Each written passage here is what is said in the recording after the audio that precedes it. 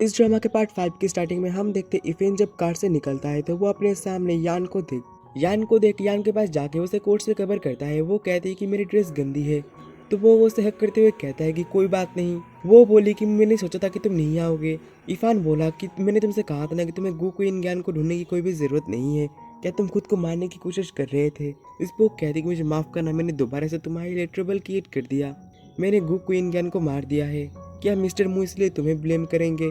Spoke कहता है कि नहीं, इसमें तुम्हारी कोई गलती नहीं है, मुझे माफ करना कि मैं लेट से आया। वो कहती है क्या तुम ये एडमिट कर रहे हो कि तुम मेरी केयर करते हो। स्पोक कहता है क्या तुम मुझसे डरते नहीं हो। स्पोक कहती है कि क्यों, तो वो बोला कि मैंने बचपन में ही किलिंग करना शुरू कर दिया था और मैंने बहुत लोगों को मारा है। स्पोक बोली कि मैंने कब कहा कि मैं अच्छे आदमियों से प्यार करती हूँ, और मैंने ये भी कब कहा कि मैं एक अच्छी पर्सन हूँ, मैंने तुम्हें चूज किया है। ये सुन के इफान उसे किस करने लगता है। फिर वो उससे कहता है कि मैं किसी को भी तुम्हें हट नहीं करने दूंगा। ये कह के दोबारा से किस करने लगता है। फिर हम देखते हैं अगले सीन में जहाँ पर मेंग इफान से कह रहा होता है कि हमें वेयर हाउस में एक लड़की की डेड बॉडी मिली है, वो पूरी तरीके से जल गया है। ये सुन इफान बोला कि वो गु क्वीन ज्ञान है। इस पे मेंग बोला कि ये श्योर नहीं है, लेकिन हमें एक रिंग मिला है। और वो इफान जब उस रिंग को देखता है तो वो कहता है कि मैंने इस रिंग को मिस्टर गु के हाथ में देखा था। मुझे ऐसा लगता है कि उस रिंग को यहाँ पर रखा गया था ताकि हमें ये बिलीव दिला सके कि वही बॉडी मिस गु की है, और क्या सच में मिस जिया ने मिस गु को मार दिया था। फान बोला क्या तुम उसे सस्पेक्ट समझ रहे हो। तभी लीना के बोले कि मिस जिया रेडी हो गई है। ये सुन के वो चला जाता है। फिर मेंग लिन से बोला कि कुछ तो फिशी लग रहा है मुझे। इस पे वो बोले हम कुछ भी नहीं कर सकते, मिस्टर मू ने उसे एक्सेप्ट कर लिया है। इस पे मेंग बोला कि मुझे उस लड़की के ऊपर नजर रखना होगा। फिर हम अगले सीन में देखते हैं इफान यान के चोट पे मेडिसिन लगा रहा होता है, और यान उसे देखते हुए फ्लैशबैक के सीन को याद करती है जहाँ पर वो नियान से कह रही थी क्या तुम मेरी हेल्प करोगे मेरे फेक डेथ को लेकर। इस पे नियान बोला कि तुम ये सच में करना चाहती हो।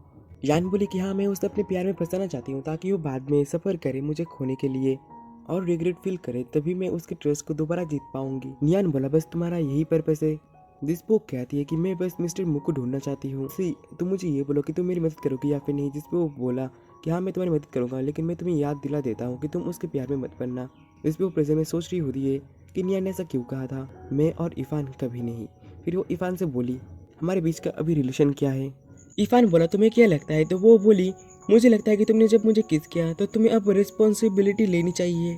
इस पे वो बोला कि मैं अब तुम्हें सस्पेक्ट नहीं समझूंगा। इस पे वो बोली क्या मिस्टर मू ये जानते हैं, क्या उन्होंने कुछ कहा। इस पे वो बोला गलती मेरी थी, तो तुम फिक्र मत करो, तुम्हारी इसमें कोई भी गलती नहीं है। इस पे वो कहती कि मैं बहुत दिनों से यहाँ पर हूँ, लेकिन मुझे अभी तक नहीं पता कि मिस्टर मू आखिर कैसे आदमी है। इस पे वो बोला वो बहुत ज़्यादा अगली है जो कि हमेशा किलिंग करते रहते हैं। इस पे वो कहती है कि तो फिर तुम उसके लिए काम क्यों करते हो। जिस पे वो बात को घुमाते हुए कहता है कि ये मेरा रूम है, तुम अच्छे से सोना।